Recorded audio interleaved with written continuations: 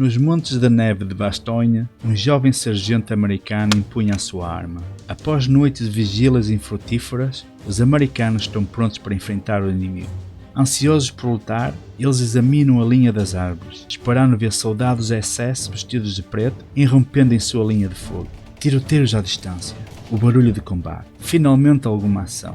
Figuras emergem das árvores e ele ergue a sua arma, mas aqueles não são alemães, eles clamam, enquanto seus camaradas da 99ª Divisão, sob cobertura das árvores, esforçam-se para chegar o mais longe possível da floresta.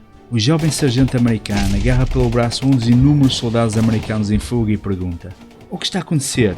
O soldado frenético e fatigado responde: "Nós somos tudo o que resta da 99ª Divisão, e os SS alemães que os terminaram estão em perseguição não muito distante atrás." A Batalha do Bulge foi a última tentativa da Alemanha nazi de recuperar o controle da guerra na frente ocidental. Nesta fase da guerra, a Alemanha estava cercada por 3 lados e os nazis tinham poucas opções para aliviar a pressão. Uma ofensiva no leste seria simplesmente engolida pelo imenso exército soviético, enquanto uma ofensiva na frente italiana teria apenas um impacto marginal. Para Hitler, a opção natural era um empurrão surpresa pelas Ardennes, relativamente pouco defendidas, e um impulso em direção à costa holandesa para forçar um espaço entre as forças da Comunidade das Nações Britânicas e as forças americanas e, se ele tivesse sorte, forçar os aliados a uma segunda evacuação, como Dunkirk.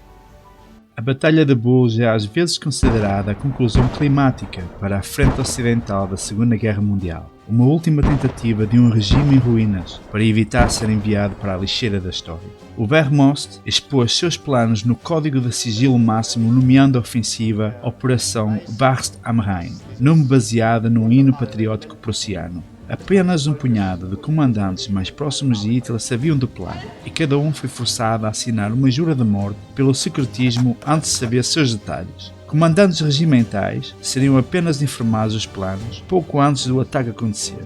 Para não alertar os americanos, as tropas alemãs deslocaram-se para a região Eifel, densamente florestada, durante a noite e abrigaram-se em aldeias durante o dia, com os seus veículos escondidos em celeiros. Mapas foram distribuídos apenas no último momento e o silêncio total da rádio foi regra. Consequentemente, o reconhecimento aéreo aliado é completamente fútil em detectar essas novas concentrações de tropas. Embora feito com alta prioridade, Wacht am Rhein era uma operação divisiva. O marechal de campo Wilhelm Keitel era um ardente apoiador, mas outros comandantes permaneceram céticos, acreditando que as unidades seriam melhor utilizadas na defesa da Alemanha. O general Siegfried Westphal estava entre aqueles que não acreditavam que as forças disponíveis poderiam chegar ao rio Meuse, mas abstiveram-se de levantar quaisquer objeções por medo de ser rotulado de derrotista. Gerd von Rundstedt e o Walter Model também concordaram que o plano traçado no mapa era simplesmente uma fantasia de Hitler. Embora Model visse a ofensiva como uma aposta final, ele não teve escolha a não ser realizá-la. Os aliados certamente não esperavam um ataque. Os altos escalões do comando aliado presumiram que os alemães estavam a preparar um contra-ataque contra uma travessia americana no rio Roer. Na véspera da ofensiva, o marechal de campo Bernard Montgomery disse que a escassez de equipamentos e recursos de mão de obra alemã impedia qualquer ação ofensiva dos alemães. Ele não estava muito errado. Os comandantes de campo alemães sabiam que o combustível seria um grande problema, particularmente no terreno difícil dos Ardennes. O 6º Exército Panzer, sob Dietrich, avançaria no norte, o 5º Panzer sob Asson von Montefeld, no centro, e Erich Brondesberger, 7º Exército, avançaria a sul. As duas forças Panzer era para avançar para Antuérpia, enquanto a infantaria protegeria o flanco sul contra o 3º Exército do general George Patton. Dietrich era suposto atravessar as pontes vitais sobre o rio Meuse nas primeiras 24 horas do ataque, antes de empurrar para Antuérpia. Montefeld, entretanto, capturaria Bruxelas. Para chegar ao rio Meuse, os alemães primeiro tiveram que passar pelas interseções em Saint-Vond e Peston. A captura foi crucial para a manutenção de um fluxo de mantimentos para as forças avançadas. Hitler deu especial prioridade ao 6º Exército de Panzer em direção a Monschau. Incluía o grupo de elite Waffen-SS, mais notavelmente Kampfgruppe Peiper, liderado por seu implacável homónimo. A unidade do Peiper, composta por cerca de 4.800 homens e 800 veículos, formaria a vanguarda do Impulso Norte. A ofensiva seria precedida por Operação Greif, durante a qual uma brigada especial treinada sob o comando do coronel da SS Otto Skorzemski era para adotar costumes americanos e infiltrar linhas inimigas vestidos de soldados americanos para capturar pontos importantes. 8 de seus 9 jipes conseguiram passar por vários postos de controle sem serem detectados, cortando fios, adulterando placas de trânsito e cometendo pequenos atos de sabotagem. Um deles até conseguiu desviar um regimento de infantaria inteiro. Os alemães não enfrentariam os melhores dos combatentes americanos. Os defensores americanos eram 6 divisões do 7º Corpo Expedicionário, a maioria delas novinhas no campo de batalha ou redistribuídas para os Ardennes, como uma espécie de férias de trabalho após intensa batalha. Nos dias antes do ataque, a 176ª Divisão de Infantaria ouviu tanques e outros veículos se movendo para a sua secção da frente, mas sua inexperiência não lhes deu ideia do que significava. Mesmo a experiente 4ª Divisão de Infantaria assumiu que os ruídos dos motores eram apenas uma das divisões de granadeiros substituindo o outro. Nas primeiras horas de 16 de dezembro, os americanos foram arrancados do sono pelos gritos de foguetes e bombas disparadas por obusos de artilharia. O 6º Exército Panzer Dietrich tinha aberto fogo contra posições conhecidas do exército americano na primeira ação da batalha. Com os soldados americanos saírem em pânico para fora dos seus sacos de dormir, Monteuffel, que tinha decidido ignorar a insistência de Hitler em uma barragem de artilharia de abertura, cruzou o rio Sioux em segredo, preferindo pegar os americanos adormecidos de surpresa.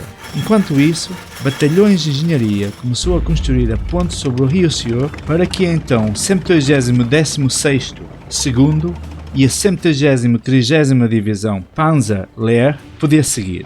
Evidentemente, o risco trouxe sucesso. Vários soldados americanos entraram em pânico e fugiram. Um oficial americano reconhece que alguns quebraram sob tensão, urinando-se repetidamente, vomitando ou mostrando outros sintomas graves. Muitas posições americanas foram cercadas e capturadas, mas outras foram defendidas em atos impressionantes de bravura, como quando o tenente Lyle J. Buck Jr., da 99ª Divisão, defendeu Nola Atlanzerhat durante todo o dia com apenas 8 homens. Eles mataram e feriram mais de 400 inimigos a um custo de apenas uma vida.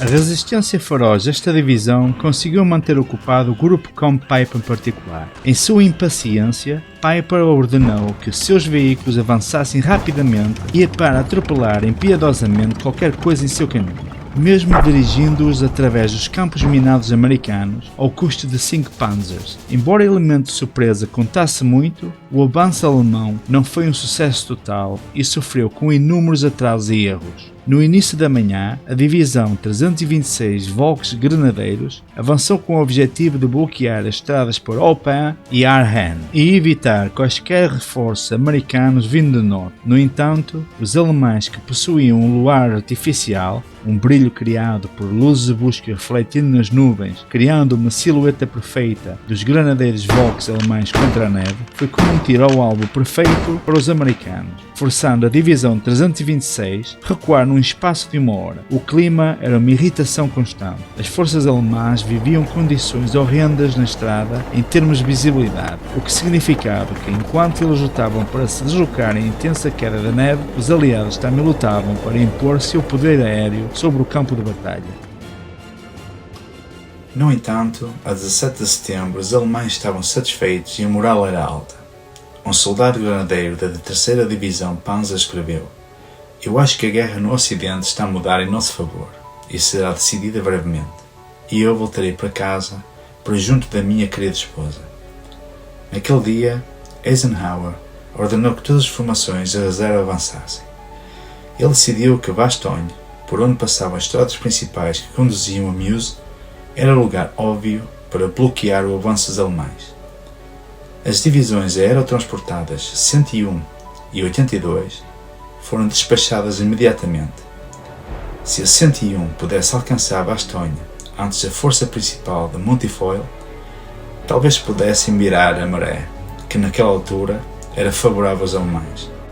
Eisenhower tinha muitos motivos para se preocupar. Piper escolheu ignorar a rota traçada por Hitler devido aos caminhos lamacentos. Em vez disso, capturou Hounsfeld e Bullingham, onde apreendeu um depósito de combustível sem oposição. Em cada aldeia, seus homens massacraram prisioneiros de guerra americanos e aldeões locais. Piper cometeu seus crimes mais hediondos em Boigny. Aqui, ele assassinou 84 prisioneiros de guerra do Batalhão de Observação da Artilharia de Campanha 285, no que se tornaria um dos episódios mais ínfamos da Frente Ocidental. Daí em diante, os rumores dos massacres da SS espalharam o medo entre as forças americanas. No sul, o 5º Exército Panzer de Montefiore moveu-se contra a 28ª Divisão em torno da antiga cidade de Crevaux, que foi defendida heroicamente, mas em última instância inutilmente, por homens em menor número e com menos armas. No dia seguinte, os alemães continuaram seu avanço invadindo as posições americanas em um ataque contra o último batalhão da 2ª Divisão. Apenas 197 americanos sobreviveram ao ataque. Sua posição final, combinada com o apoio da artilharia, ajudou a salvar o resto da divisão. O primeiro quartel-general do exército foi evacuado às pressas e transferido para Chaux-de-Fontaine, mas os defensores em Trois-Ponts conseguiram evitar os granadeiros Panzer que tentavam atravessar o rio. Procurando rotas alternativas, Piper encontrou as encostas florestais de La Glace impossíveis de atravessar e a ponte sobre o rio Liane já destruída. A resistência impediu que os alemães chegassem a Bastogne. O quartel-general dos Estados Unidos da América estava paralisado e até o fim do dia o general Bradley ainda não tinha a ideia de que o quartel-general do primeiro exército estava abandonado. Os americanos lutavam e morriam para proteger um edifício vazio. No dia 19, Bradley e o general Patton foram convocados para uma reunião com Eisenhower em Verdun. A reunião levou a uma reorganização da defesa aliada e, graças às comunicações alemãs interceptadas, eles agora tinham uma ideia clara da configuração do terreno. Eisenhower insistiu que não haveria retirada para além do rio Meuse. Em vez disso, o 7º Exército de Alexander Patch se estenderia para o norte para cobrir parte do 3º Exército de Patton, enquanto o próprio Patton avançaria para Bastogne para aliviar os defensores dessa cidade. Ambos os lados continuaram a sofrer pesadas baixas nos próximos dias, com repetidas tentativas alemãs de capturar Bastogne, repelidas por pesados bombardeamentos americanos. No entanto, na noite de 21, a cidade estava quase totalmente cercada. Apesar da resistência e dos atrasos, os alemães estavam confiantes. Um tenente contente escreveu para sua esposa: "Não imaginas o quanto gloriosas as horas e dias que estamos a viver. É como se os americanos não conseguissem parar com este nosso importante empurrão." No dia 22, o comandante alemão Luttwitz enviou aos americanos uma exigência de rendição. O general Anthony McAuliffe simplesmente respondeu com as palavras "nuts", mas a exigência foi só para iludir. Na realidade, Luttwitz não tinha força para aniquilar os defensores, preferindo esperar por reforços ou então matar de fome os homens cercados. Esta última era uma possibilidade, pois os americanos não tinham reabastecimento e eram constantemente bombardeados. Se não morressem da fome, certamente iriam acabar por quebrar. A neve também havia retornado, causando pouca visibilidade, com americanos e alemães frequentemente cruzando as linhas uns dos outros na escuridão. Enquanto isso, outro ataque a Saint-Vite afastou o último dos defensores americanos de lá. Engarrafamentos enfrentados pelos alemães no dia seguinte dariam tempo ao exército americano para se reagrupar e recuar para formar uma nova linha. O dia seguinte marcou o ponto de viragem. O tempo finalmente clareou. De repente os céus encheram-se de aeronaves aliadas, permitindo que os aviões de transporte conduzissem uma entrega maciça de munições, combustível, rações e suprimentos médicos por toda a Bastogne. Enquanto isso, os ataques de caças-bombardeiros provaram ser extremamente eficazes em desfazer os ataques alemães enquanto eles se reuniam. No entanto, o general Patton batalhou intensamente para perfurar Bastogne e foi repetidamente frustrado por pontes destruídas com explosivos por engenheiros americanos no início da batalha. No dia 24, o chefe do Estado-Maior encarregado pela operação, Heinz Guderian, visitou Hitler para argumentar que a ofensiva das Ardenas tinha claramente falhado em atingir os seus objetivos e não valia a pena continuar, apelando em vez disso para uma atenção renovada na frente leste. Hitler, no entanto, recusou-se a se retirar. Ele teria sido motivado por um aparente triunfo alemão naquela manhã, quando elementos avançados da 2ª Divisão Panzer chegaram às celas. Este seria o extremo oeste que os alemães alcançariam durante a batalha. Mas seria uma vitória passageira. A quantidade de munição e combustível estava a ficar perigosamente baixa, ao ponto de até mesmo uma retirada completa de suas posições se tornar impossível. A comida também era escassa e quando as tropas aliadas entraram em Celles, na tarde seguinte, encontraram apenas tropas Panzer, famintas e exaustas.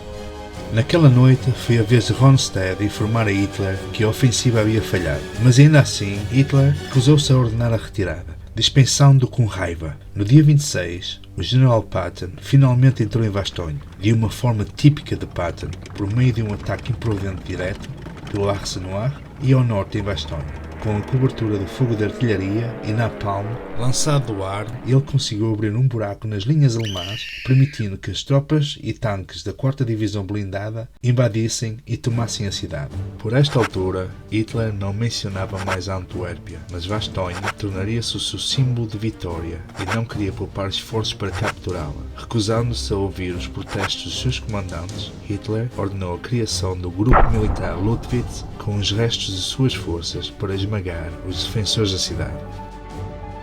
Os alemães lançaram ataque após ataque contra Bastogne, mas no início de 1945, a total superioridade aérea aliada e os implacáveis bombardeamentos da artilharia americana causaram baixas maciças e, devido ao mau tempo, o avanço abrandou até que 11 de janeiro havia sinais inequívocos de que os alemães estavam a retirar-se. No final do mês, a linha da frente foi mais ou menos restaurada à sua posição antes da ofensiva começar, e os alemães não conseguiram reverter totalmente o curso da guerra. E, apesar de infligir pesadas baixas nos americanos, eles só conseguiram atrasar o inevitável. A inevitável derrota total e incondicional apenas 4 meses depois.